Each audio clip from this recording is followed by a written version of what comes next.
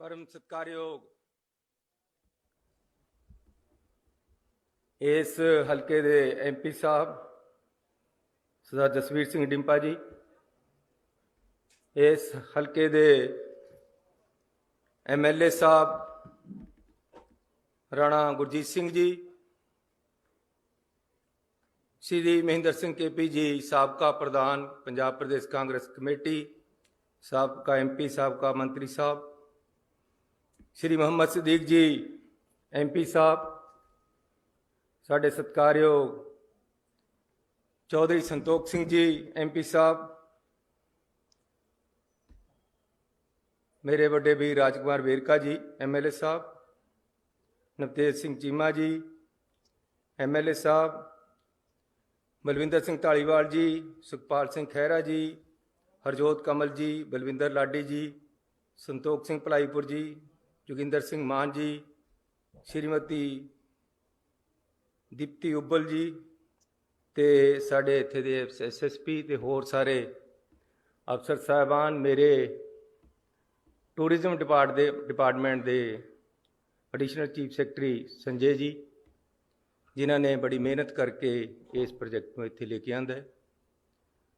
साढ़े बराड़ मैडम, साढ़े भैन जी जो डायरैक्टर है साढ़े टूरिज्म के, जिन्होंने बड़ी मेहनत की है इस प्रोजेक्ट के विच। अज मैनूं बड़ी खुशी हो रही है कि मैं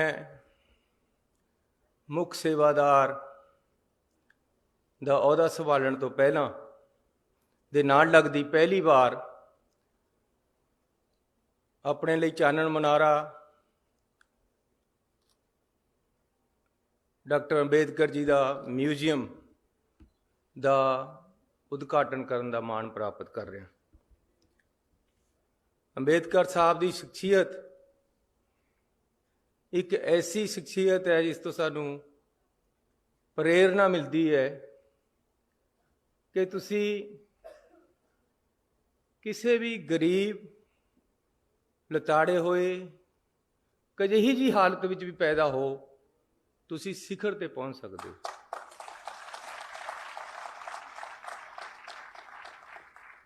जरूरी नहीं तुहानू बहुत चंगा इन्वायरमेंट मिले अगे बढ़न वास्ते, संघर्ष दृढ़ता निष्ठा होनी चाहिए है अगे बढ़न लई, ते तुसी अगे बढ़ सकते हो। बिल्कुल गरीब परिवार च पैदा होके उन्होंने शिखर की पढ़ाई की, और सब तो बड़ी गल यह है कि अखीर तक पढ़ते रहे अपने जीवन के विच। अपने आप को स्ट्रेंथन करना लगातार जारी रखना चाहिए है। नौजवान वीर मेरे भैन इत्थे बैठियां, बच्चे बैठे है, इन्हां करके मैं एक दो गल्लां करनियां चाहुंदा। जद असीं अंबेडकर साहब वाल देखते हैं तो सानू ये सोच मिलती है जिहड़ा उन्होंने कहा कि पढ़ो, जोड़ो ते संघर्ष करो।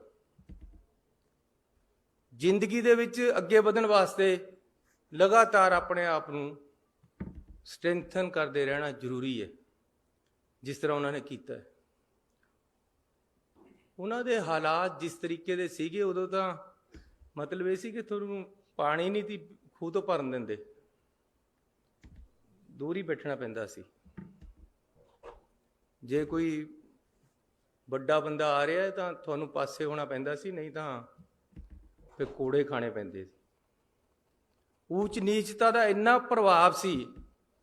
अज तो उन्हां दी देन है, डेमोक्रेसी की देन है, जवाहर लाल नेहरू वर्गी चंगी सोच वर्गे बंदियां दी देन है उन्हां दे नाल, कि अज असी किस तरीके दे नाल इकट्ठे बैठे एक गुलदस्ता बनी बैठे हैं। असी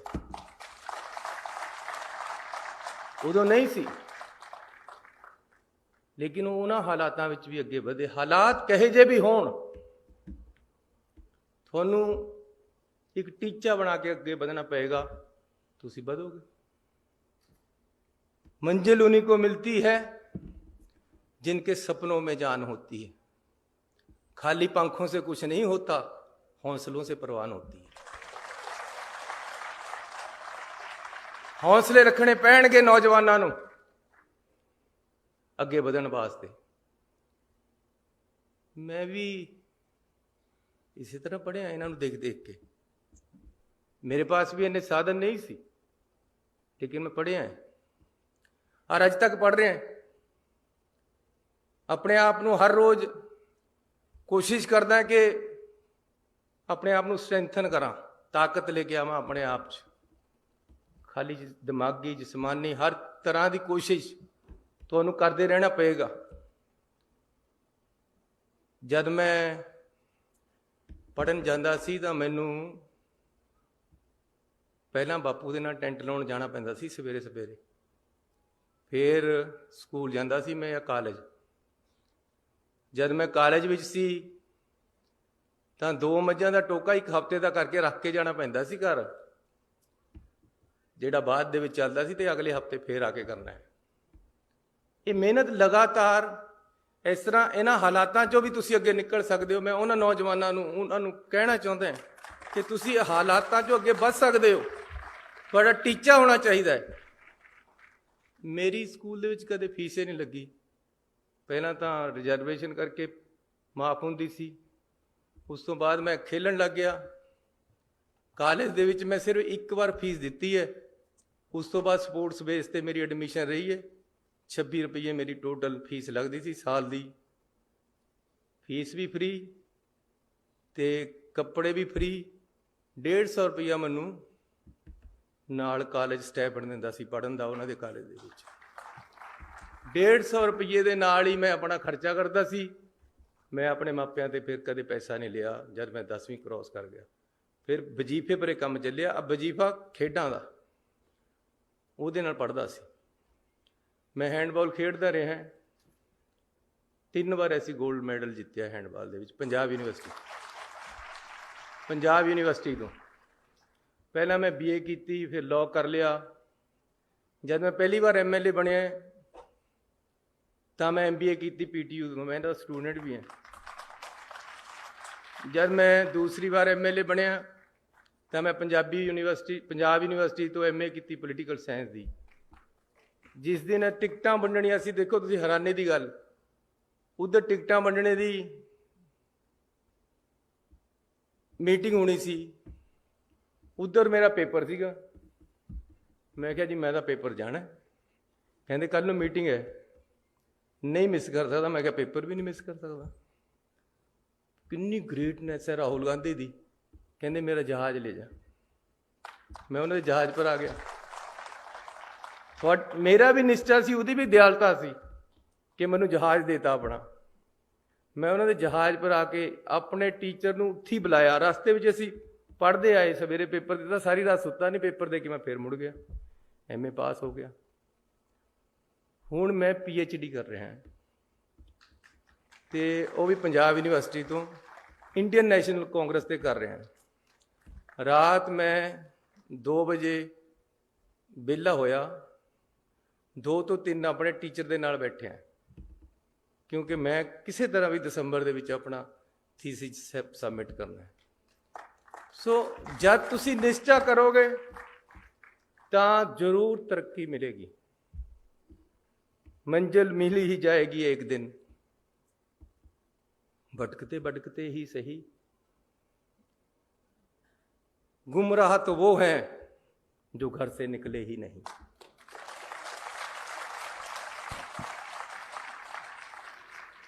सो नौजवान दोस्तों, आज थानू जॉब मिली है। ये कोई आखिरी जॉब नहीं है जी। अज 15-20 हज़ार 25 हज़ार 50 हज़ार की मिली है। तरक्की करो। और बहुत दुनिया पई है, सितारों से आगे जहाँ और भी है। थानू लगातार अपने आप को बिल्ड करना है। जेडे अज क्लर्क लगे हैं, मेरा भाई मनमोहन सिंह, वो लग्या सी JE ओवरसीर कहते सी उदों, डिप्लोमा करके। उस तो बाद उन्हें नौकरी दे विच डिग्री की, फिर BA की, फिर लॉ किया, फिर इंजीनियरिंग की बड़ी डिग्री की, इंजीनियर इन चीफ। हुण वो रिटायर होया। मतलब सब तो छोटी पौड़ी तो उतर के सब तो लास्ट पौड़ी ਤੇ ਗਿਆ ਉਹਦਾ ਕਾਰਨ ਕੀ ਹੈ ਕਿ ਲਗਾਤਾਰ ਆਪਣੇ ਆਪ ਨੂੰ ਸਟਰੈਂਥਨ ਕਰਦਾ ਰਿਹਾ। ਇਸ ਲਈ ਮੈਂ ਪੰਜਾਬ ਦੇ ਨੌਜਵਾਨ ਨੂੰ ਬੇਨਤੀ ਕਰਨਾ ਚਾਹੁੰਦਾ ਕਿ ਉਹਦੇ ਵੱਲ ਦੇਖੋ। ਆ ਮੇਰੀ ਫੋਟੋ ਲੱਗੀ ਵੀ ਇਸ ਉਹਦੇ ਸਾਹਮਣੇ ਬਾਬਾ ਅੰਬੇਦਕਰ ਜੀ ਦੇ। ਮੈਂ ਕਿਹਾ ਯਾਰ ਜਿਹਨੇ ਆਹ ਬਣਾਇਆ, ਮੈਂ ਨਹੀਂ ਬਣਾਇਆ ਇਹ ਡਿਜ਼ਾਈਨ, ਮੈਨੂੰ ਬੜਾ ਚੰਗਾ ਲੱਗਿਆ ਕਿ ਮੈਂ ਉਹਦੇ ਵੱਲ ਨੂੰ ਦੇਖ ਰਿਹਾ ਤੇ ਉਹ ਮੇਰੇ ਵੱਲ ਨੂੰ ਦੇਖ ਰਿਹਾ। ਉਹਦੀ ਜ਼ਿੰਦਗੀ ਨੂੰ ਪੜ੍ਹੋ, ਉਸ ਤੋਂ ਸਿੱਖਿਆ ਲਓ, ਜ਼ਿੰਦਗੀ ਦੇ ਵਿੱਚ ਸੰਘਰਸ਼ ਕਰੋ ਤੇ ਫਿਰ ਅੱਗੇ ਵਧੋ। ਪੰਜਾਬ ਸਰਕਾਰ ਤੁਹਾਡੇ ਨਾਲ। ਜੋ ਪੰਜਾਬ ਸਰਕਾਰ ਤੋਂ ਕਰਾਉਣਾ ਚਾਹੁੰਦੇ ਹੈ ਮੈਨੂੰ ਦੱਸੋ, ਮੈਂ ਤੁਹਾਡੇ ਵਾਸਤੇ ਹਾਜ਼ਰ ਹਾਂ ਵਿੱਚ ਬੈਠਾ। ਮੇਰਾ ਕਿਹੜੇ ਟੈਲੀਫੋਨ ਬੰਦ ਹੁੰਦਾ?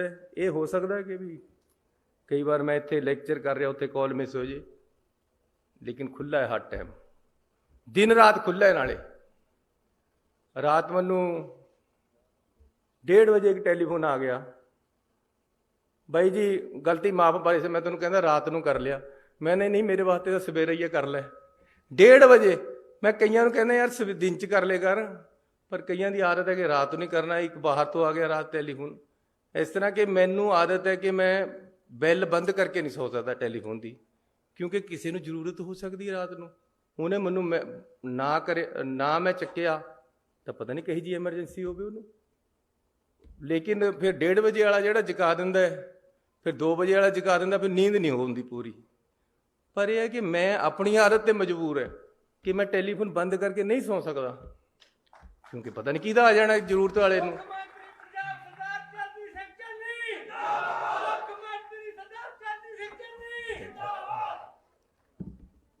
ਮੈਂ ਲਿਖ ਕੇ ਕੁਛ ਹੋਰ ਲਿਆਇਆ ਸੀ, ਉਹ ਮੈਨੂੰ ਮੇਰੇ ਅਫਸਰ ਕਹਿੰਦੇ ਯਾਰ ਅਸੀਂ ਲਿਖ ਕੇ ਕੁਝ ਹੋਰ ਦਿੰਦੇ, ਤੁਸੀਂ ਬੋਲ ਕੁਝ ਹੋਰ ਆਉਂਦੇ ਹੋ। ਮੈਨੂੰ ਨਹੀਂ ਆਉਂਦਾ ਪਸੰਦ ਲਿਖਿਆ ਵਾ, ਮੈਂ ਆਪਣੇ ਦਿਲ ਤੇ ਬੋਲਦਾ, ਜੋ ਮੇਰੇ ਅੰਦਰ ਹੈ ਮੈਂ ਉਹ ਬੋਲਦਾ। ਮੇਰੇ ਅੰਦਰ ਇਹ ਹੈ ਕਿ ਮੈਂ ਪੰਜਾਬ ਨੂੰ ਅੱਗੇ ਲੈ ਕੇ ਜਾਣਾ ਚਾਹੁੰਦਾ। ਮੈਨੂੰ ਤੁਸੀਂ ਮੁੱਖ ਮੰਤਰੀ ਬਣਾਤਾ, ਮੇਰੇ ਭਾਂਡੇ ਵਿੱਚ ਤਾਂ ਇੰਨੀ ਜਗ੍ਹਾ ਵੀ ਨਹੀਂ ਸੀ ਜਿੰਨੀ ਤੁਸੀਂ ਪਾਤੀ ਹੈ। ਲੇਕਿਨ ਹੁਣ ਮੈਂ ਉਹਨਾਂ ਦੇ ਭਾਂਡੇ ਭਰਨਾ ਚਾਹੁੰਦਾ ਜਿਨ੍ਹਾਂ ਦੇ ਭਾਂਡੇ ਅੱਜ ਤੱਕ ਨਹੀਂ ਭਰੇ, ਖਾਲੀ ਪੇ ਢੀਕ ਰਹੇ ਪਾੜੇ। ਮੈਂ ਉਹਨਾਂ ਪੰਜਾਬੀਆਂ ਨੂੰ, ਉਹਨਾਂ ਪੰਜਾਬ ਦੇ ਨੌਜਵਾਨਾਂ ਨੂੰ ਅੱਗੇ ਲੈ ਕੇ ਜਾਣਾ ਚਾਹੁੰਦਾ ਜਿਨ੍ਹਾਂ ਨੂੰ ਓਪਰਚੁਨਿਟੀ ਨਹੀਂ ਮਿਲ ਰਹੀ। ਮੈਂ ਉਹਨਾਂ ਨੂੰ ਓਪਰਚੁਨਿਟੀ ਦੇਣਾ ਚਾਹੁੰਦਾ ਕਿ ਆਓ ਆ ਸਟੇਜ ਖਾਲੀ ਆ, ਤੁਸੀਂ ਬੈਠੋ। ਜੇ ਮੈਂ ਬਣ ਸਕਦਾ ਮੁੱਖ ਮੰਤਰੀ ਜਿਹਦਾ ਬਾਪ ਦਾਦਾ ਰਿਹਾ ਹੀ ਕੁਛ ਨਹੀਂ, ਜਿਹਦਾ ਬਾਪ ਦਾਦਾ ਕਦੇ ਮੰਤਰੀ ਨਹੀਂ ਰਿਹਾ, ਮੁੱਖ ਮੰਤਰੀ ਨਹੀਂ ਰਿਹਾ, ਸੋਚ ਹੀ ਨਹੀਂ ਸੀ, ਫਿਰ ਤੁਸੀਂ ਕਿਉਂ ਨਹੀਂ ਬਣ ਸਕਦੇ ਯਾਰ? ਤੁਸੀਂ ਤਾਂ ਮੇਰੇ ਨਾਲ ਸਾਰੇ ਚੰਗੇ ਹੋ। ਜਿਹੜੇ ਮੇਰੇ ਹਾਲਾਤ ਸੀ, ਜੇ ਉਹਨਾਂ ਹਾਲਾਤਾਂ 'ਚ ਤੁਹਾਨੂੰ ਰੱਖਾਂ ਤਾਂ ਤੁਸੀਂ ਬਹੁਤ ਉੱਪਰ ਹੋ, ਤੁਸੀਂ ਮੇਰੇ ਤੋਂ ਬਹੁਤ ਅੱਗੇ ਜਾ ਸਕਦੇ ਹੋ। ਨੌਜਵਾਨੋ, ਤੁਸੀਂ ਪੰਜਾਬ ਨੂੰ ਅੱਗੇ ਲੈ ਕੇ ਜਾਓਗੇ, ਬਹੁਤ ਸੰਘਰਸ਼ ਕਰਨਾ ਪਏਗਾ। ਅੰਬੇਦਕਰ ਵੱਲ ਨੂੰ ਦੇਖ ਕੇ ਸੋਚ ਰੱਖਣੀ ਪਏਗੀ। ਉਹ ਅੰਬੇਦਕਰ ਜੀ ਨੇ ਲਾਅ ਕਰ ਲਿਆ ਸੀ, ਆਖਰੀ ਬਾਹਰੋਂ ਡਿਗਰੀ ਲੈ ਲਈ, ਲੇਕਿਨ ਫਿਰ ਇਕਨੋਮਿਕਸ ਪੜ੍ਹਨ ਲੱਗ ਗਏ। ਉਹ ਕਹਿੰਦੇ ਇਹਦੇ ਵਿੱਚ ਵੀ ਮਹਾਰਤ ਕਰਨੀ ਹੈ। ਹਰ ਚੀਜ਼ ਦੇ ਵਿੱਚ ਮਹਾਰਤ ਤੁਹਾਨੂੰ ਲੈ ਕੇ ਆਉਣੀ ਪਏਗੀ, ਤਾਂ ਤੁਸੀਂ ਅੱਗੇ ਵਧੋਗੇ, ਤਾਂ ਪੰਜਾਬ ਤਰੱਕੀ ਕਰੇਗਾ। ਜਿਹੜਾ ਥੱਲੇ ਬੈਠਾ ਹੈ ਉਸ ਨੂੰ ਖਿੱਚ ਕੇ ਉੱਪਰ ਕਰਨਾ ਹੈ, ਉਹਨੂੰ ਨਾਲ ਲਿਆਉਣਾ ਹੈ, ਖੜਾ ਕਰਨਾ ਹੈ, ਤਾਂ ਤੁਹਾਡੀ ਤਾਕਤ ਹੋਏਗੀ। ਇੱਕ ਦੂਜੇ ਦੀ ਤਾਕਤ ਦੇ ਨਾਲ ਪੰਜਾਬ ਅੱਗੇ ਵਧੇਗਾ, ਸਦਭਾਵਨਾ ਦੇ ਨਾਲ। ਸੋ ਅੱਜ ਅਸੀਂ 150 ਕਰੋੜ ਰੁਪਈਆ ਲਗਾ ਕੇ ਅੰਬੇਦਕਰ ਸਾਹਿਬ ਦਾ ਮਿਊਜ਼ੀਅਮ ਇੱਥੇ ਤਿਆਰ ਕਰ ਰਹੇ, ਤਾਂ ਕਿ ਮੇਰੇ ਪੰਜਾਬ ਦੇ, ਦੇਸ਼ ਦੇ, ਦੁਨੀਆ ਦੇ ਲੋਕ ਆ ਕੇ ਦੇਖਣ ਅਤੇ ਉਸ ਤੋਂ ਸਿੱਖਣ ਕਿ ਕਿਸ ਤਰ੍ਹਾਂ ਅੱਗੇ ਵਧਣਾ ਹੁੰਦਾ ਅਤੇ ਕਿਆ ਕਿਆ ਉਹਨਾਂ ਦੇ ਗੁਣ ਸੀ, ਉਹਨਾਂ ਨੂੰ ਗ੍ਰਹਿਣ ਕਰਨ। ਕਿਸ ਤਰ੍ਹਾਂ ਉਹਨਾਂ ਨੇ ਕਨਸਟੀਟਿਊਸ਼ਨ ਲਿਖਿਆ, ਕਿਸ ਤਰ੍ਹਾਂ ਕਨਸਟੀਟਿਊਸ਼ਨ ਦੀ ਕਿਆ ਭਾਵਨਾ ਹੈ, ਕਿਸ ਤਰ੍ਹਾਂ ਏਕਤਾ ਅਤੇ ਅਖੰਡਤਾ ਦੇਸ਼ ਦੀ ਨੂੰ ਕਾਇਮ ਰੱਖਣਾ ਹੈ, ਕਿਸ ਤਰ੍ਹਾਂ ਅਸੀਂ ਆਪਣੇ ਦੇਸ਼ ਨੂੰ ਮੂਹਰੇ ਰੱਖ ਕੇ ਦੇਸ਼ ਦੇ ਝੰਡੇ ਨੂੰ ਬੁਲੰਦ ਕਰਨਾ ਹੈ। ਉਹ ਅਸੀਂ ਇਸ ਮਿਊਜ਼ੀਅਮ ਵਿੱਚੋਂ ਆ ਕੇ ਦੇਖਾਂਗੇ ਅਤੇ ਸਿੱਖਾਂਗੇ ਅਤੇ ਅੱਗੇ ਵਧਾਂਗੇ। ਮੈਨੂੰ ਹੁਣ ਇੱਥੇ ਬੋਲ ਰਹੇ ਸੀ ਕਿ ਜੀ ਇਹਨੂੰ ਸਾਰਾ ਕੁਝ ਇਹ ਆਰਕੀਟੈਕਟ ਇਹਨਾਂ ਨੇ ਕੀਤਾ ਹੈ। ਅਸੀਂ ਡਿਸਕਸ ਕਰਨ ਲੱਗੇ ਕਿ ਜੀ ਮਿਊਜ਼ੀਅਮ ਬਣਾਉਣਾ ਮੇਰੀ ਦਿਲ ਦੀ ਸੋਚ ਹੈ ਵੀ ਆਪਾਂ ਬਣਾਉਣਾ। ਮੈਂ ਧੰਨਵਾਦ ਕਰਦਾ ਪਿਛਲੇ ਮੁੱਖ ਮੰਤਰੀ ਜੀ ਦਾ। ਮੈਂ ਉਹਨਾਂ ਨੂੰ ਜਾ ਕੇ ਕਿਹਾ, ਉਹ ਕਹਿੰਦੇ ਬਣਨਾ ਜ਼ਰੂਰੀ ਹੈ, ਬਣਾਓ। ਮੈਨੂੰ ਉਹਨਾਂ ਨੇ ਹੱਲਾਸ਼ੇਰੀ ਦਿੱਤੀ, ਕੈਪਟਨ ਅਮਰਿੰਦਰ ਸਿੰਘ ਨੇ, ਕਿ ਬਣਾਓ ਚੰਨੀ ਜੀ, ਤੁਹਾਡੀ ਸੋਚ ਹੈ, ਤੁਸੀਂ ਕਰੋ। ਮੈਂ ਕਿਹਾ ਜੀ ਇਹਦੇ ਵਾਸਤੇ ਅਸੀਂ ਪੈਸੇ ਵੀ ਆਪ ਹੀ ਅਰੇਂਜ ਕਰ ਲਾਂਗੇ। 150 ਕਰੋੜ ਰੁਪਈਆ ਯੂਨੀਵਰਸਿਟੀ ਦੇ ਰਹੀ ਹੈ, ਇਹ ਯੂਨੀਵਰਸਿਟੀ ਦਾ ਐਸੈਟ ਵੀ ਹੈ। ਮੈਂ ਯੂਨੀਵਰਸਿਟੀ ਦੇ ਸਾਰੇ ਲੋਕਾਂ ਨੂੰ ਧੰਨਵਾਦ ਦੇਣਾ ਚਾਹੁੰਦਾ ਕਿ ਤੁਹਾਡਾ ਵੀ ਐਸੈਟ ਹੈ, ਇਹ ਤੁਹਾਡਾ ਹੀ ਹੈ, ਤੁਸੀਂ ਹੀ ਇੱਥੇ ਚਲਾਉਣਾ ਤੇ ਤੁਹਾਡੀ ਹੀ ਜ਼ਮੀਨ ਤੇ ਬਣ ਰਿਹਾ ਹੈ। ਤੁਸੀਂ 10 ਏਕੜ ਇਸ ਵਾਸਤੇ ਦਿੱਤੀ ਹੈ, ਮੈਂ ਤੁਹਾਨੂੰ 50 ਏਕੜ ਇਸ ਤੋਂ ਪਿੱਛੇ ਤੁਹਾਡੇ ਵਾਸਤੇ ਹੋਰ ਲੈ ਕੇ ਦਿੰਦਾ, ਇਸ ਤੁਹਾਡੇ ਕੰਮ ਵਾਸਤੇ। ਸੋ ਜਦੋਂ ਅਸੀਂ ਇਹਨੂੰ ਬਣਾਉਣ ਲੱਗੇ, ਸੋਚਣ ਲੱਗੇ, ਕਿਹਾ, ਮੈਂ ਕਿਹਾ ਯਾਰ ਇਹਨੂੰ ਇਸ ਤਰ੍ਹਾਂ ਦਾ ਬਣਨਾ ਕਿ ਦੂਰ ਤੇ ਪਤਾ ਲੱਗੇ ਕਿ ਇਹ ਹਿੰਦੁਸਤਾਨ ਦਾ ਨਿਸ਼ਾਨ ਹੈ ਇੱਕ, ਇਹ ਹਿੰਦੁਸਤਾਨ ਇਹਦੇ ਝਲਕਦਾ ਹੋਵੇ, ਸਾਡਾ ਕੰਸਟੀਟਿਊਸ਼ਨ ਇਹਦੇ ਝਲਕਦਾ ਹੋਵੇ, ਅੰਬੇਦਕਰ ਸਾਹਿਬ ਇਸ ਤਰ੍ਹਾਂ ਝਲਕਦਾ ਹੋਵੇ। ਮੈਨੂੰ ਕਹਿੰਦੇ ਜੀ ਕਿਸ ਤਰ੍ਹਾਂ ਬਣੇਗਾ? ਮੈਨੂੰ ਕੋਈ ਐਂਬਲਮ ਦੇ ਗਿਆ ਸੀ ਹੈਡ, ਉਹਦੇ ਥੱਲੇ ਇੱਦਾਂ ਪਿੱਲਰ ਲਾ ਕੇ ਉੱਪਰ ਐਂਬਲਮ ਲੱਗਿਆ ਹੋਇਆ ਸੀ, ਜਿਸ ਤਰ੍ਹਾਂ ਉਹ ਉੱਪਰ ਲੱਗਿਆ ਹੋਇਆ। ਮੈਂ ਉਹ ਚੱਕ ਕੇ ਇਹਨਾਂ ਦੇ ਮੂਹਰੇ ਆ ਰੱਖਤਾ। ਮੈਂ ਕਿਹਾ ਆਪਾਂ ਇਸ ਤਰ੍ਹਾਂ ਹੀ ਬਣਾਉਣਾ ਹੈ, ਸਾਡਾ ਦੇਸ਼ ਇਹਦੇ 'ਚ ਝਲਕਦਾ ਹੋਵੇ, ਉਹਦਾ ਚਿੰਨ੍ਹ ਇਹਦੇ 'ਚ ਝਲਕਦਾ ਹੋਵੇ, ਅੰਬੇਦਕਰ ਦਾ ਉਹਦੀ ਝਲਕ ਮਿਲੇ ਉਹਦੀ ਬਿਲਡਿੰਗ 'ਚੋਂ ਹੀ, ਅੰਦਰਲੇ ਕਿਤੇ ਜਾ ਕੇ ਪਤਾ ਲੱਗਣਾ। ਮੈਂ ਵੇਰਕਾ ਜੀ ਦਾ ਬੜਾ ਧੰਨਵਾਦੀ ਹਾਂ, ਇਹਨਾਂ ਨੇ ਇਹਦੇ 'ਚ ਸਾਡੀ ਬੜੀ ਮਦਦ ਕੀਤੀ, ਇਹਨਾਂ ਨੂੰ ਵੀ ਅਸੀਂ ਇਹ ਸਾਰਾ ਦਿਖਾਇਆ। ਸੋ ਅਸੀਂ ਅੰਬੇਦਕਰ ਜੀ ਨੂੰ ਇੱਥੇ ਉਹਨਾਂ ਦਾ ਮਿਊਜ਼ੀਅਮ ਬਣਾ ਕੇ, ਪੂਰੇ ਵਰਲਡ ਕਲਾਸ ਦਾ ਮਿਊਜ਼ੀਅਮ, ਬਹੁਤ ਵਧੀਆ ਇਸ ਨੂੰ ਬਣਾਇਆ ਜਾਏਗਾ। 150 ਕਰੋੜ ਰੁਪਈਆ ਇਹਦੇ 'ਚ ਲੱਗੇਗਾ। ਇਸ ਦੇ ਨਾਲ ਨਾਲ ਉਹਨਾਂ ਦੇ ਨਾਮ 'ਤੇ, ਕਿਉਂਕਿ ਜੇ ਅਸੀਂ ਕਿਸੇ ਗਰੀਬ ਨੂੰ ਉੱਪਰ ਚੱਕਣਾ ਚਾਹੁੰਦੇ ਹਾਂ, ਆਟਾ ਦਾਲਾਂ ਦੇ ਨਾਲ ਉਹ ਨਹੀਂ ਉਹਨੇ ਚੱਕ ਹੋਣਾ। ਤੁਸੀਂ ਰੋਜ਼ ਮਹਾਰਾਜ ਦੀ ਆਟਾ ਦਾਲ ਦੇ ਦਿਓ ਉਹਨੂੰ, ਉਹਨੇ ਆਟਾ ਦਾਲ ਖਾੜੀਆਂ ਆਪਣਾ ਸੌਂ ਜਾਣੇ। ਲੇਕਿਨ ਜੇ ਉਹਦੇ ਬੱਚੇ ਨੂੰ ਤੁਸੀਂ ਪੜ੍ਹਾਈ ਦੇਤੀ, ਉਹ ਆਪੇ ਬੜਾ ਹੋ ਕੇ ਆਪੇ ਅੱਗੇ ਆ ਕੇ ਆਪਣੀ ਵੀ ਗਰੀਬੀ ਚੱਕ ਦੇਗਾ, ਆਪਣੇ ਮਾਂ-ਬਾਪ ਦੀ ਵੀ ਚੱਕ ਦੇਗਾ। ਇਸ ਕਰਕੇ ਐਜੂਕੇਸ਼ਨ ਸਿਸਟਮ ਨੂੰ ਸਟਰੈਂਥਨ ਕਰਨਾ ਹੈ। ਸਭ ਤੋਂ ਬੜੀ ਚੀਜ਼ ਹੀ ਐਜੂਕੇਸ਼ਨ ਹੈ। ਮੇਰਾ ਬਾਪੂ ਮੈਨੂੰ ਪੜ੍ਹਾਇਆ, ਮੇਰੇ ਭਾਈਆਂ ਨੂੰ ਪੜ੍ਹਾਇਆ। ਇੱਕ ਮੇਰਾ ਭਰਾ ਡਾਕਟਰ ਹੈ, ਇੱਕ ਚੀਫ ਇੰਜੀਨੀਅਰ ਰਿਟਾਇਰ ਹੋਇਆ, ਇੱਕ ਮੈਂ ਹਾਂ, ਇੱਕ ਮੇਰੇ ਤੋਂ ਛੋਟਾ ਹੈ। ਲੇਕਿਨ ਐਜੂਕੇਸ਼ਨ ਉਹਦੀ ਸੋਚ ਸੀ, ਅੰਬੇਦਕਰ ਦੀ ਸੋਚ ਉਹਦੇ 'ਚ ਸੀਗੀ, ਸਾਡੇ 'ਚ ਆ ਗਈ। ਅੰਬੇਦਕਰ ਦੀ ਸੋਚ ਸੀ ਕਿ ਜੀ ਪੜ੍ਹੋ। ਪੜ੍ਹੋਗੇ ਕਿੱਥੇ ਤੇ ਜੇ ਇਨਫਰਾਸਟਰਕਚਰ ਨਹੀਂ ਹੈ ਪੜ੍ਹਾਈ ਦੇ ਬੱਚਿਆਂ ਵਾਸਤੇ, ਗਰੀਬਾਂ ਵਾਸਤੇ, ਮਿਡਲ ਕਲਾਸ ਦੇ ਲੋਕਾਂ ਵਾਸਤੇ, ਜਿਹੜੇ ਫੀਸਾਂ ਨਹੀਂ ਦੇ ਸਕਦੇ ਬੜੀਆਂ ਯੂਨੀਵਰਸਿਟੀਆਂ ਦੀਆਂ, ਉਹ ਕਿੱਥੇ ਤੇ ਪੜ੍ਹਨਗੇ? ਇਸ ਲਈ ਅਸੀਂ ਬੱਚਿਆਂ ਨੂੰ ਇਨਫਰਾਸਟਰਕਚਰ ਦੇਣਾ, ਪੜ੍ਹਾਈ ਦੇ ਇੰਸਟੀਟਿਊਸ਼ਨ ਦੇਣੇ। ਇੱਥੇ ਅਸੀਂ ਇੱਕ IIM ਦੇ ਨਾਲ ਮਿਲ ਕੇ ਮੈਨੇਜਮੈਂਟ ਕਾਲਜ ਬਾਬਾ ਅੰਬੇਦਕਰ ਸਾਹਿਬ ਦੇ ਨਾਮ 'ਤੇ ਅੱਜ ਹੀ ਮੈਂ ਘੋਸ਼ਣਾ ਕਰਦਾ ਕਿ ਇੱਥੇ ਸਥਾਪਿਤ ਕਰਾਂ।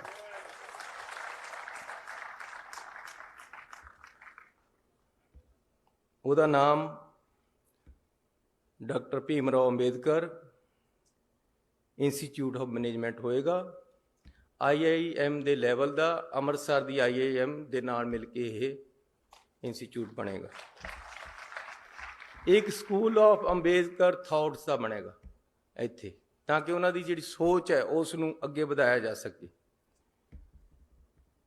Bharat Ratna doctor Baba Sahib Ambedkar centre for research in equality and development, ਇੱਕ ਇਹ ਇੱਥੇ ਬਣਾਵਾਂਗੇ। ਇੱਕ ਮੈਨੇਜਮੈਂਟ ਦਾ ਕਾਲਜ ਬਣੇਗਾ। ਇੱਕ ਜਿਸ ਤਰ੍ਹਾਂ ਡਿੰਪਾ ਜੀ ਨੇ ਦੱਸਿਆ ਸੀ, ਚਮਕੌਰ ਸਾਹਿਬ ਦੇ ਵਿੱਚ ਸਕਿੱਲ ਯੂਨੀਵਰਸਿਟੀ ਬਣਾ ਰਹੇ। 2 ਮੈਡੀਕਲ ਕਾਲਜ ਜਿਹੜੀ ਗੱਲ ਕਰਕੇ ਗਏ ਸਾਡੇ ਸਤਿਕਾਰਯੋਗ MLA ਸਾਹਿਬ ਰਾਣਾ ਜੀ, ਉਹਨਾਂ ਦੀ ਅਸੀਂ ਬੜੀ ਛੇਤੀ ਸ਼ੁਰੂਆਤ ਕਰ ਦਾਂਗੇ ਰਾਣਾ ਜੀ, ਇਹਦੇ ਦੇਰ ਨਹੀਂ ਲੱਗੇਗੀ। ਕਿਉਂਕਿ ਮੈਂ ਹਮੇਸ਼ਾ ਕਹਿੰਦਾ ਕਿ ਜੇ ਸਾਡੇ ਸਰਕਾਰੀ ਸਕੂਲਾਂ ਦੇ ਵਿੱਚ ਸਾਇੰਸ ਹੀ ਨਹੀਂ ਹੈ, ਜੇ ਮੈਡੀਕਲ ਕਾਲਜ ਦੀਆਂ ਗਰੁੱਪ ਹੀ ਨਹੀਂ ਹੈ, ਫਿਰ ਸਾਡੇ ਗਰੀਬਾਂ ਦੇ ਜਿਹੜੇ ਮਿਡਲ ਕਲਾਸ ਦੇ ਲੋਕਾਂ ਦੇ ਡਾਕਟਰ ਤੇ ਇੰਜੀਨੀਅਰ ਕਿੱਥੋਂ ਬਣਨੇ ਆ? ਅਸੀਂ ਪੰਜਾਬ ਦੇ ਸਕੂਲਾਂ ਦੇ ਵਿੱਚ ਸਾਇੰਸ ਬਲਾਕ ਤੇ ਮੈਡੀਕਲ ਐਜੂਕੇਸ਼ਨ ਦਾ ਬਲਾਕ ਬਣਾਵਾਂਗੇ ਸਾਰਿਆਂ 'ਚ, ਤਾਂ ਕਿ ਡਾਕਟਰ ਇੰਜੀਨੀਅਰ ਚੰਗੇ ਪੈਦਾ ਹੋਣ। ਤੇ ਜਿਹੜੇ 2 ਇੱਥੇ ਮੈਡੀਕਲ ਕਾਲਜ ਬਣ ਰਹੇ, ਇੱਕ ਇੱਥੇ ਬਣੇਗਾ, ਇੱਕ ਬਣੇਗਾ ਹੁਸ਼ਿਆਰਪੁਰ ਦੇ ਵਿੱਚ, ਇਹਨਾਂ ਨੂੰ ਅਸੀਂ ਬੜੀ ਛੇਤੀ, परमात्मा ने मेरे हथ से काम कराना होया तो बड़ी छेती असीं नींह पत्थर रखण आवांगे राणा जी, ये जरूर करांगे।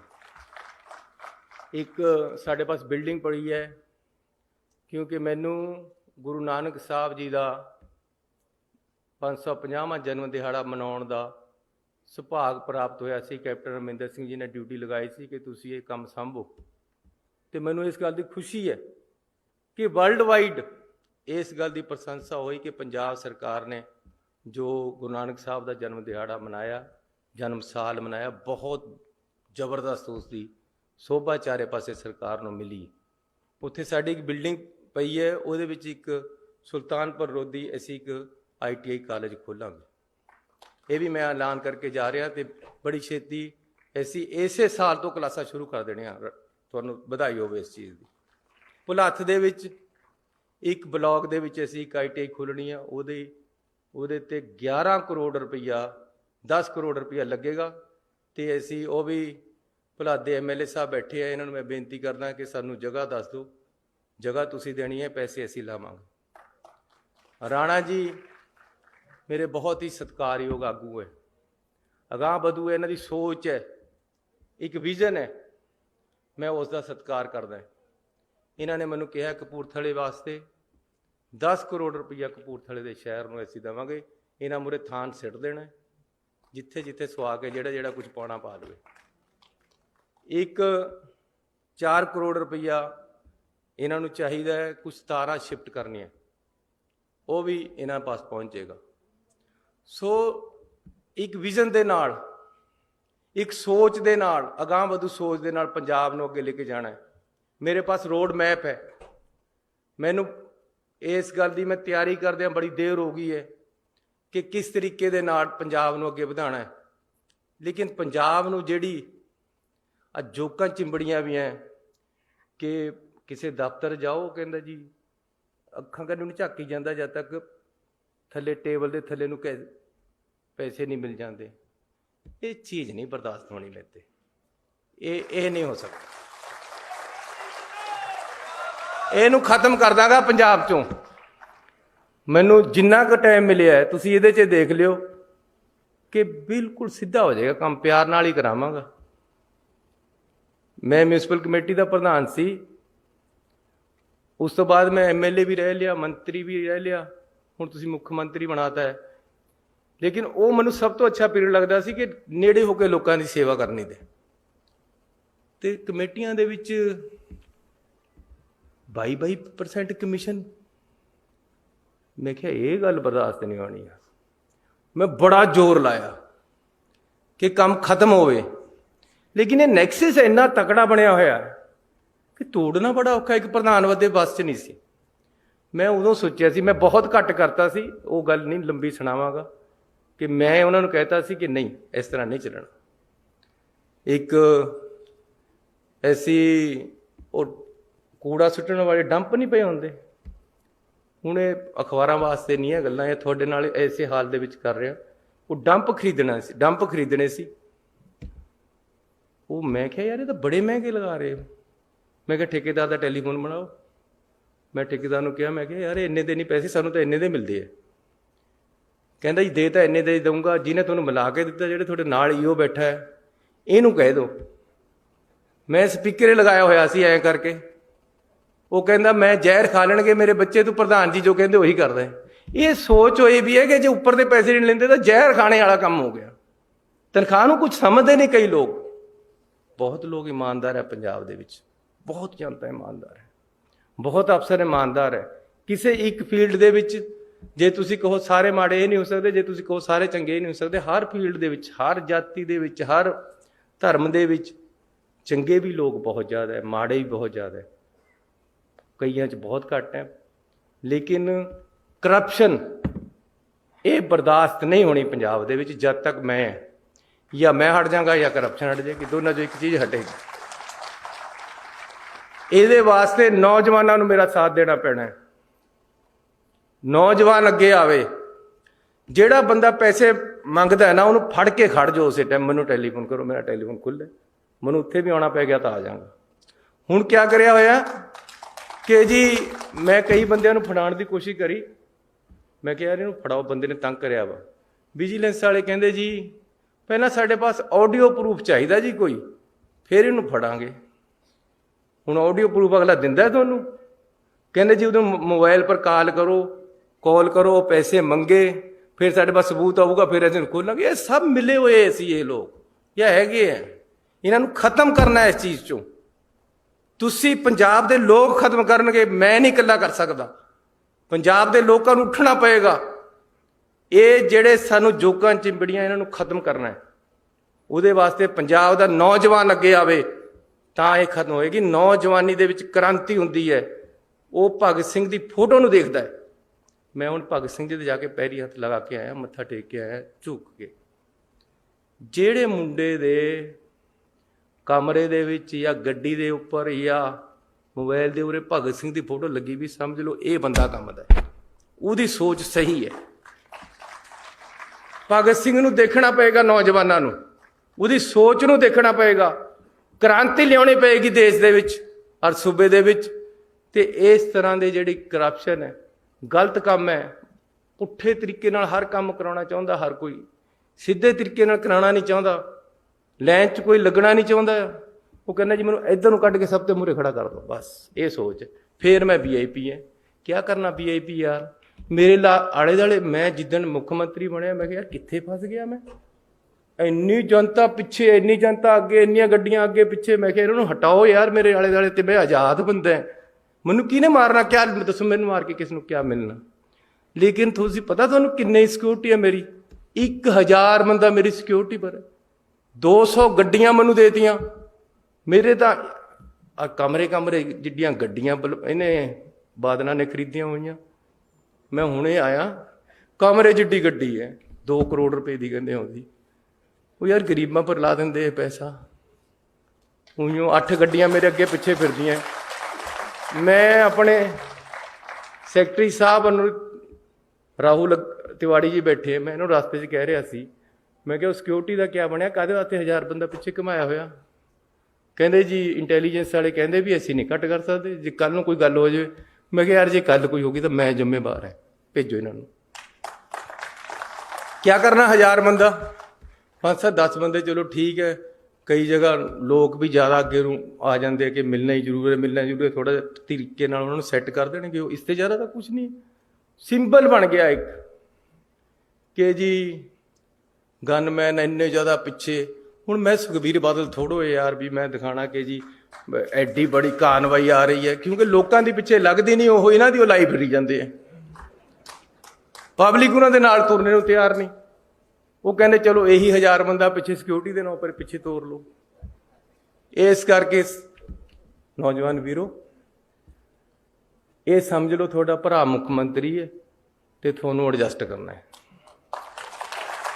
ਇਹ ਸਮਝ ਲਓ ਕਿ ਜਿੰਨੀ ਕੁ ਸਮਰੱਥਾ ਨੌਕਰੀਆਂ ਦੀ ਪੰਜਾਬ ਸਰਕਾਰ ਕੋਲ ਹੈ, ਉਨੀ ਤਾਂ ਮੈਂ 4 ਮਹੀਨਿਆਂ 'ਚ ਭਰ ਦੇਣੀ। ਮੈਂ ਅੱਜ ਇਹਨਾਂ ਨੂੰ ਕਿਹਾ ਵੀ 1,00,000 ਨੌਕਰੀ ਹੋਰ ਕੱਢੋ। ਆ ਤੁਸੀਂ ਦੇਖੋ, ਸਾਡੇ ਪਿੱਛੇ ਮੇਰੀ ਇੰਨੀ ਲੜਾਈ ਹੋਈ। ਹੁਣ ਇੱਕ ਮੰਤਰੀ ਦੀ ਜਿੰਨੀ ਕੈਬਨਿਟ ਚੱਲਦੀ ਉਨੀ ਕੁ ਚੱਲੇਗੀ ਨਾ। ਕਹਿੰਦੇ ਜੀ ਕਲਾਸ D ਦੀਆਂ ਨੌਕਰੀਆਂ ਆਊਟਸੋਰਸ ਕਰਨੀਆਂ। ਮੈਂ ਕਿਹਾ ਵੀ ਕਲਾਸ D ਦੀਆਂ ਹੀ ਕਾਹਤੇ ਕਰਨੀਆਂ, ਫਿਰ ਕਲਾਸ A ਦੀਆਂ ਵੀ ਕਰ ਲਓ। ਕਲਾਸ D ਦੇ ਵਿੱਚ ਹੁਣ ਗਰੀਬ ਭਰਤੀ ਹੁੰਦਾ, ਚਪੜਾਸੀ, ਹੋਰ ਤਾਂ ਕਿਸੇ ਨੇ ਲੱਗਣਾ ਨਹੀਂ। ਡਰਾਈਵਰ, ਟੈਕਨੀਸ਼ੀਅਨ, ਜਿੰਨੇ ਕਲਾਸ D ਦੇ ਵਿੱਚ ਹੈ, ਉਹ ਮੇਰੇ ਡਾਇਰੈਕਟਰ ਬੈਠੇ। ਮੈਂ ਇਹਨਾਂ ਦੀ ਫਾਈਲ ਪਰ ਲਿਖ ਕੇ ਭੇਜਿਆ ਵੀ ਨਹੀਂ ਇਸ ਤਰ੍ਹਾਂ ਹੋ ਸਕਦਾ। ਹੁਣ ਮੈਂ ਕਰ ਦੇਣਾ। ਹੁਣ ਮੇਰੇ ਪਾਸ ਆ ਗਈ ਉਹ ਕੱਲ੍ਹ। ਕਲਾਸ D ਦੇ ਵੀ ਰੈਗੂਲਰ ਭਰਤੀ ਹੋਣਗੇ। ਉਹ ਕਿਤੇ ਹੋਰ ਤੇ ਆਏ ਆ, ਉਹ ਕਾਹਤੇ ਨਹੀਂ ਭਰ ਸਕਦੇ ਬਈ? ਜਾਂ ਫਿਰ A ਕਲਾਸ ਵਾਲਿਆਂ ਨੂੰ ਵੀ ਆਊਟਸੋਰਸ ਕਰ ਲਓ, B ਵਾਲਿਆਂ ਨੂੰ ਵੀ ਆਊਟਸੋਰਸ ਕਰ ਲਓ। ਅਫਸਰ ਤਾਂ ਲੱਗੇਗਾ ਪੱਕੀ ਤਨਖਾਹ ਪਰ 2.25 ਲੱਖ ਰੁਪਈਆ। ਜਿਹਦੀ 11,000 ਤਨਖਾਹ ਹੈ ਉਹ ਆਊਟਸੋਰਸ ਪਰ ਲੱਗੇਗਾ। ਸਾਰੀ ਉਮਰ ਉੱਪਰ ਤੇ ਤਲਵਾਰ ਲਟਕਦੀ ਰਹਿੰਦੀ ਹੈ ਕਿ ਜੀ ਅੱਜ ਕੱਢ ਦੇਵੇਂ, ਕਿਉਂਕਿ ਨੌਕਰ ਤਾਂ ਆਊਟਸੋਰਸ ਹੈ ਜਾਂ ਕੰਟਰੈਕਟ ਤੇ ਹੈ। ਚਪੜਾਸੀ ਕੋਈ ਆਮ ਚੀਜ਼ ਨਹੀਂ ਹੈ। ਟੈਕਨੀਸ਼ੀਅਨ, ਡਰਾਈਵਰ ਕੋਈ ਆਮ ਚੀਜ਼ ਨਹੀਂ ਹੈ। ਇਹ ਵੀ ਅਸੀਂ ਉਹਦੇ ਪਰੇ ਭਰਨੇ ਹੈ, ਰੈਗੂਲਰ ਭਰਨੇ ਜਿਸ ਤਰ੍ਹਾਂ ਦੂਸਰੇ ਭਰਦੇ। ਸੋ ਮੈਂ ਤੁਹਾਡਾ ਜ਼ਿਆਦਾ ਹੀ ਟਾਈਮ ਲੈ ਗਿਆ ਕੁਛ। ਤੁਹਾਡਾ ਬਹੁਤ ਧੰਨਵਾਦ। ਪਰਮਾਤਮਾ ਤੁਹਾਨੂੰ ਤਰੱਕੀਆਂ ਬਖਸ਼ੇ। ਅੰਬੇਦਕਰ ਜੀ ਦੀ ਸੋਚ ਉਹਨਾਂ ਦੇ ਦੱਸੇ ਹੋਏ ਰਸਤੇ ਤੇ ਅਸੀਂ ਚੱਲੀਏ। ਹਿੰਦੁਸਤਾਨ ਦੇ ਸੰਵਿਧਾਨ ਨੂੰ ਤਕੜਾ ਰੱਖੀਏ, ਦੇਸ਼ ਦੇ ਵਿੱਚ ਨਿਸ਼ਠਾ ਰੱਖੀਏ, ਦੇਸ਼ ਦੇ ਵਿੱਚ ਏਕਤਾ ਬਣੀ ਰਹੇ। ਕੋਈ ਸਾਡੇ ਵੱਲ ਨੂੰ ਝਾਕਦਾ ਨਹੀਂ, ਕੋਈ ਪਾਕਿਸਤਾਨ ਸਾਡਾ ਬੈਰੀ ਨਹੀਂ ਬਣ ਸਕਦਾ ਜੇ ਅਸੀਂ ਆਪ ਇਕੱਠੇ ਰਹਾਂਗੇ। ਇਸ ਕਰਕੇ ਏਕਤਾ ਰੱਖੋ, ਤਕੜੇ ਹੋ ਕੇ ਦੇਸ਼ ਨੂੰ ਅੱਗੇ ਲਿਜਾਣ ਲਈ ਨੌਜਵਾਨ ਅੱਗੇ ਆਵੇ ਤੇ ਆਪਾਂ ਸਾਰੇ ਆਪਣੇ ਸੂਬੇ ਨੂੰ ਇੰਨਾ ਵਧੀਆ ਬਣਾ ਦਈਏ ਕਿ ਲੋਕ ਕਹਿਣ ਵੀ ਇਹ ਪੰਜਾਬ ਕਰਾਂ ਕੀ ਸਿਫਤ ਤੇਰੀ, ਸ਼ਾਨਾਂ ਦੇ ਸਭ ਸਮਾਨ ਤੇਰੇ। ਬਹੁਤ ਧੰਨਵਾਦ। ਪਰਮ ਸਤਿਕਾਰਯੋਗ ਇਸ ਹਲਕੇ ਦੇ MP ਸਾਹਿਬ ਸਰਦਾਰ ਜਸਵੀਰ ਸਿੰਘ ਡਿੰਪਾ ਜੀ, ਇਸ ਹਲਕੇ ਦੇ MLA ਸਾਹਿਬ ਰਾਣਾ ਗੁਰਜੀਤ ਸਿੰਘ ਜੀ, श्री महेंद्र सिंह KP जी, साबका प्रधान पंजाब प्रदेश कांग्रेस कमेटी, साबका MP, साबका मंत्री साहब, श्री मोहम्मद सिद्दीक जी MP साहब, साढ़े सत्कारयोग चौधरी संतोख सिंह जी MP साहब, मेरे बड़े भी राजकुमार वेरका जी MLA साहब, नवतेज सिंह चीमा जी MLA साहब, बलविंदर सिंह धालीवाल जी, सुखपाल सिंह खैरा जी, हरजोत कमल जी, बलविंदर लाडी जी, संतोख सिंह भलाईपुर जी, जोगिंदर सिंह मान जी, श्रीमती दीप्ति उब्बल जी, ते साढ़े इत्थे दे SSP ते होर सारे अफसर साहबान, मेरे टूरिज्म डिपार्टमेंट दे additional chief secretary Sanjay ji, जिन्होंने बड़ी मेहनत करके इस प्रोजेक्ट में इत्थे लेके आंदा है। साढ़े बराड़ मैडम, साढ़े भैन जी जो डायरैक्टर है साढ़े टूरिज्म के, जिन्होंने बड़ी मेहनत की है इस प्रोजेक्ट के विच। अज मैनूं बड़ी खुशी हो रही है कि मैं मुख सेवादार दा अहुदा संभालण तो पहला दे नाल लगदी पहली बार अपने लिए चानन मनारा डॉक्टर अंबेडकर जी का म्यूजियम का उद्घाटन करने का माण प्राप्त कर रहा। अंबेडकर साहब की शख्सियत एक ऐसी शख्सियत है जिस तो सानू प्रेरणा मिलती है कि तुसी किसी भी गरीब लताड़े होए कजिही जी हालत में भी पैदा हो, तुसी शिखर ते पहुंच सकते हो।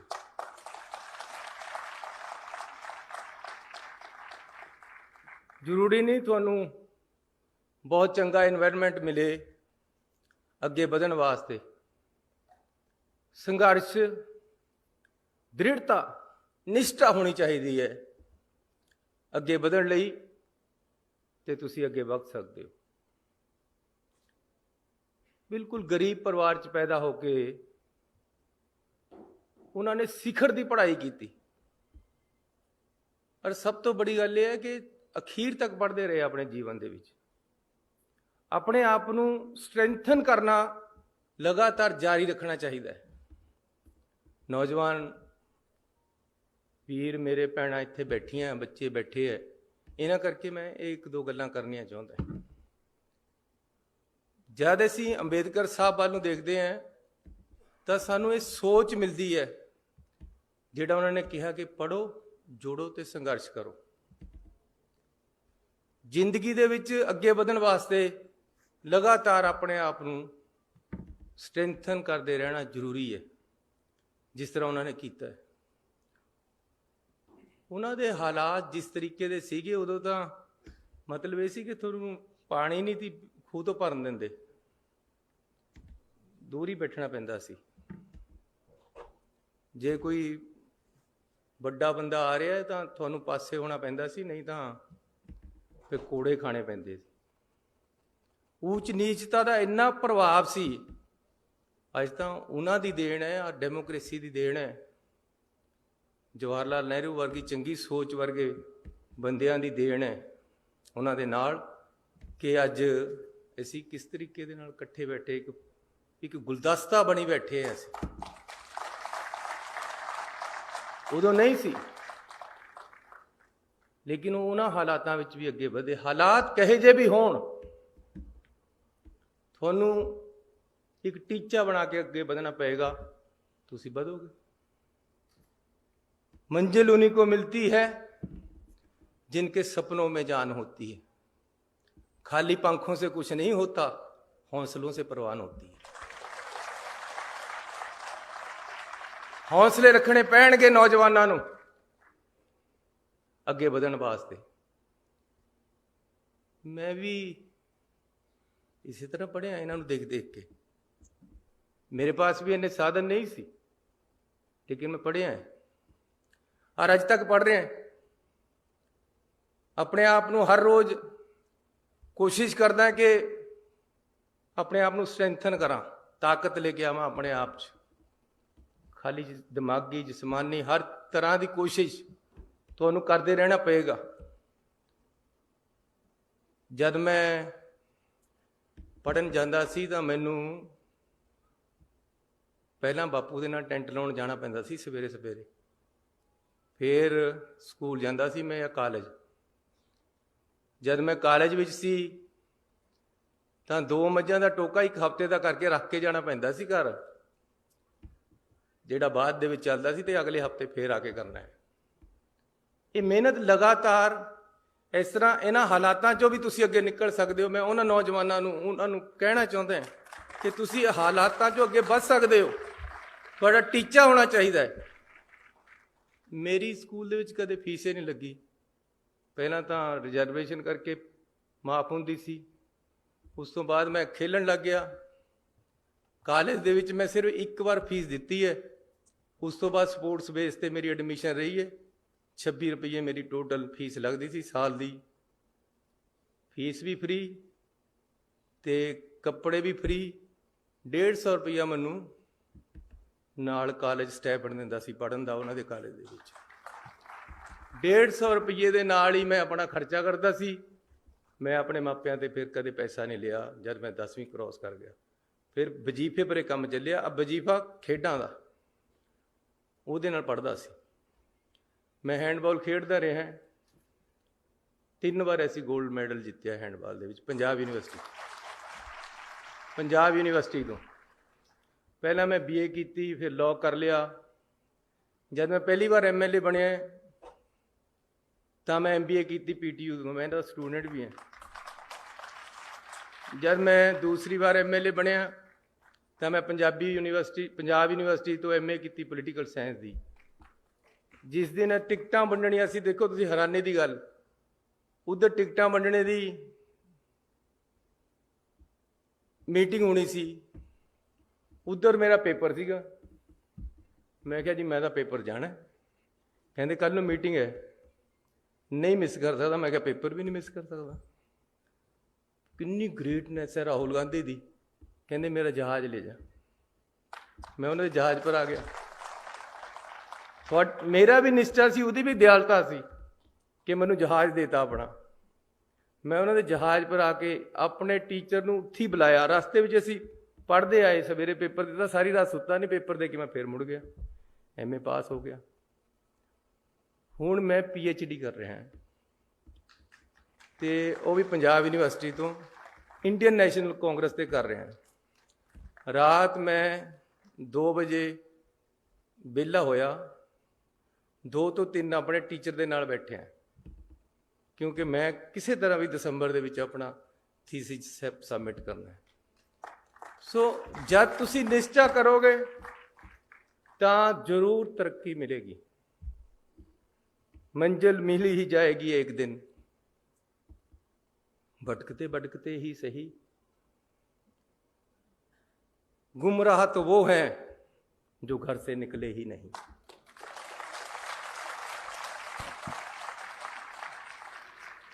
सो नौजवान दोस्तों, आज तुहानूं जॉब मिली है। ये कोई आखिरी जॉब नहीं है जी। अज